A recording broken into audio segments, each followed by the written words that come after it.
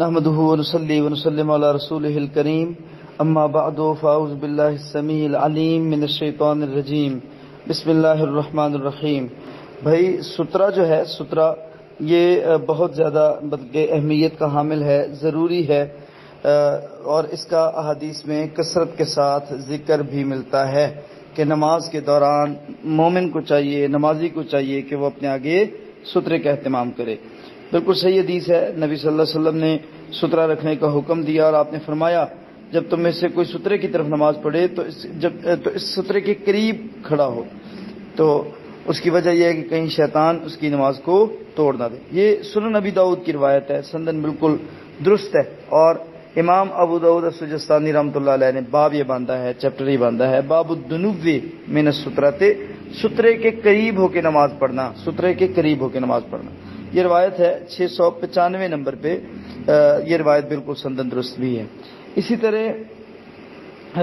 بالکل ایک اور روایت بلکہ صحیح مسلم کی روایت موجود ہے کتاب الصلاۃ کی کہ اللہ کے نبی صلی اللہ علیہ وسلم نے فرمایا اذا قام احدکم یصلی، جب تم میں سے کوئی بندہ نماز کے لیے کھڑا ہو فانه یسترہ اذا کان بین یدیہ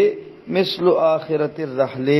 جب کوئی بندہ نماز کے لیے کھڑا ہو تو اونٹ کے پالان کی پچھلی لکڑی کے برابر کوئی چیز، کوئی آڑ کوئی ڈھونڈ لے اور اس کو سترا بنا لے۔ یہ صحیح مسلم میں کتاب الصلاۃ میں روایت ہے اور اس حدیث کا نمبر ہے 510 نمبر، تو یہ صحیح مسلم میں بھی سترے کی روایت موجود ہے۔ اسی طرح صحیح ابن خزیمہ میں روایت موجود ہے، اور وہی روایت امام ابن حبان رحمۃ اللہ علیہ نے بھی اپنی کتاب میں ذکر کی ہے کہ لا تصلی الا الی سترۃ،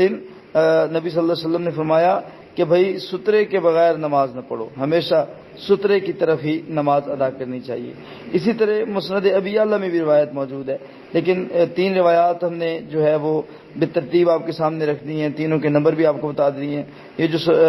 ابن خزیمہ کی روایت ہے یہ تیسری جلد کے صفحہ نمبر 305 پہ ہے اور حدیث نمبر 775 ہے، اور ابن حبان میں یہی روایت 2362 نمبر پہ موجود ہے۔ امام البانی رحمۃ اللہ علیہ نے اس کو صحیح قرار دیا ہے اور امام شعیب ارنوت نے بھی اس کو سندن درست قرار دیا ہے۔ اسی طرح یہ روایت جو ہے وہ مسند ابی یعلا میں بھی سترے کے حوالے سے موجود ہے، تو لہذا سترہ جو ہے ایک ضروری چیز ہے، تو اس کا اہتمام لازماً کرنا چاہیے۔ بارک اللہ فیکم۔